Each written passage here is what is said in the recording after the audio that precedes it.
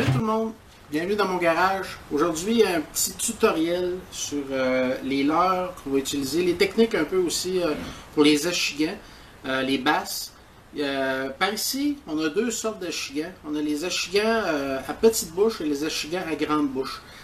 C'est la même race de poissons, sauf que on a des poissons qui se ressemblent beaucoup. La plus grosse différence, c'est vraiment la grandeur de la bouche. Et curieusement, ils ne se pêchent pas tout à fait de la même façon parce qu'ils ne se tiennent pas tout à fait dans les mêmes endroits. Alors, on va avoir le petite bouche qui va se tenir dans les endroits où il va y avoir du courant.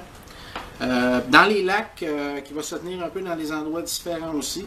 Tandis que le chigan à grande bouche, lui, va se tenir dans les étangs, dans les endroits que l'eau va être plus stagnante, va être plus chaude et qui va avoir beaucoup plus de végétation aussi.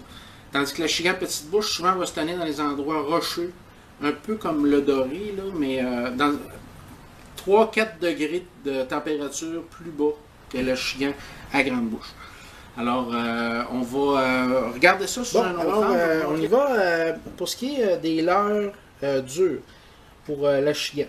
Je vous dirais, pour l'achigan à grande bouche, j'irais pas trop dans les leurres dures personnellement. Je garderais ça plus pour l'achigan à petite bouche. Parce que l'achigan à grande bouche, il se tient beaucoup dans les couverts herbeux, dans les endroits qui a beaucoup de végétation, tout ça. Alors avec du leurre dur, c'est un peu difficile de pêcher dans ça. À moins que, en tout cas, vous pouvez essayer, là. Une chose que j'ai essayé personnellement qui fonctionne vraiment, j'ai pogné beaucoup d'achigans cette semaine avec ça, c'est les leurres vibrants. Alors c'est un leurre, moi celui-là il est flottant. Ceux que j'ai là sont tous des flottants. Ceux ici sont coulants. J'en ai deux gros. Ceux-là, ils coulent très doucement. Alors, mais c'est des poissons qui se tiennent dans cette position-là dans l'eau. Ils se tiennent dans une position comme ça. Alors, quand vous les relâchez, vous les amenez, ils vont descendre. Puis là, quand vous les relâchez, ils vont remonter doucement. C'est comme si un poisson malade là, qui essaie de nager. Puis que là, il arrête, puis il recommence à remonter à la surface. Fait que ça, c'est vraiment, là, ça a bien fonctionné. J'ai pogné 10 achigans avec ce poisson-là. J'en ai un autre que j'ai perdu, que je me suis fait casser, qui était vert comme ça, là. Que je vous avais déjà montré dans d'autres vidéos. J'avais pogné un brochet avec, d'ailleurs, la semaine passée. C'est très bon, ça, pour ça. J'ai pogné de l'achigan à petite bouche l'an passé, avec un rapala original. Là, j'en ai pas pogné cette année, parce que, honnêtement, j'en ai pas essayé. Mais l'année passée, j'en ai pogné.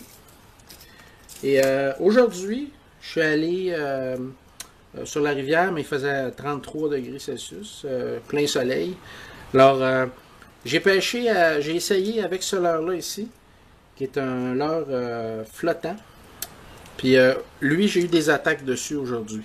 Fait que, en le lançant dans les couverts herbeux, là, en ce moment, l'herbe n'est pas super longue encore. Ça fait qu'on a encore une épaisseur d'eau au-dessus de l'herbe.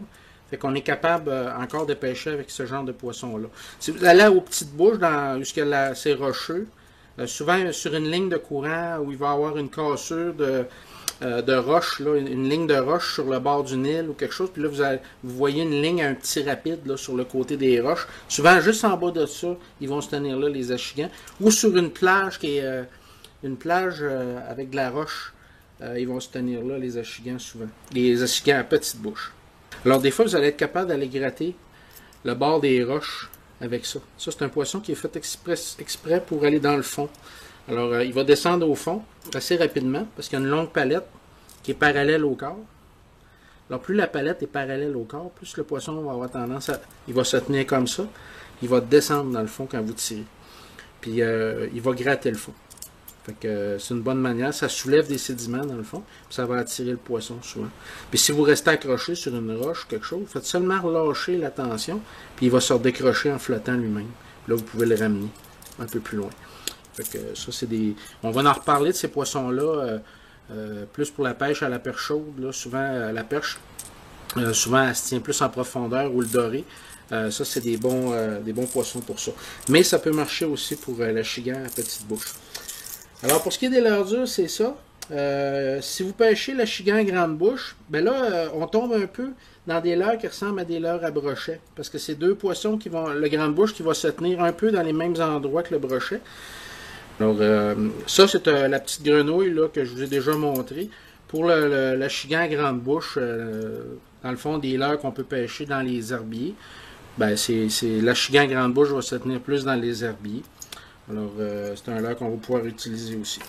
On fait souvent de la pêche de surface avec l'achigan. La plupart du temps, je dirais le soir surtout, là, on va faire souvent de la pêche de surface. Alors, il va y avoir les poppers. Les poppers, ben, vous connaissez ça forme une bulle en avant. Alors ça reste toujours sur l'eau. Puis la façon que la bouche est faite, vous attachez ici, ça fait une bulle en avant. Quand vous tirez par coup, il se forme une bulle, il y a des billes dedans. Différentes grosseurs de billes, dépendamment des poppers. Ça aussi pour l'achigan, c'est bon quand les achigans sont en chasse. Alors souvent, on va être dans un endroit où on va les voir monter. Là.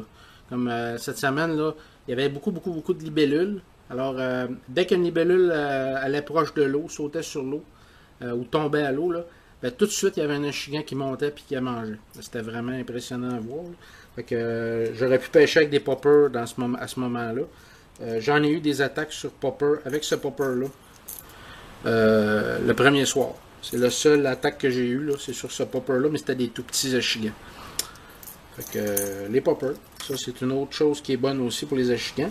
Naturellement, le leurre reconnu pour l'achigan et le brochet dans les herbiers, ben, c'est le spinnerbait. On en a déjà parlé plusieurs fois.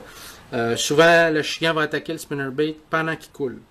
Alors, quand vous lancez le spinnerbait, souvent, soit vous le lancez sur le dessus des herbes, ou vous le lancez puis vous le laissez descendre au fond. Puis là, c'est souvent pendant qu'il descend qu'il va se faire attaquer. En passant, généralement, pour pêcher en laissant descendre le spinnerbait au fond, les spinnerbaits à une palette sont plus efficaces que les spinnerbaits à deux cuillères. Alors, pour les laisser descendre, en général, là, une palette est mieux. Si vous pêchez en ramenant rapidement, vous voulez avoir beaucoup de vibrations, tout ça, ben là, on va utiliser un spinnerbait comme celui-là, à deux palettes. Ça, c'est un spinnerbait qui fait énormément de vibrations dans l'eau. Vous le ramenez, puis le bout de la canne fait ça. Là. Parce que la cuillère est très très grosse. Là. Alors, ça, c'est pas un spinnerbait qui va vraiment être bon en le laissant couler. C'est plus un spinnerbait pour ramener assez rapidement.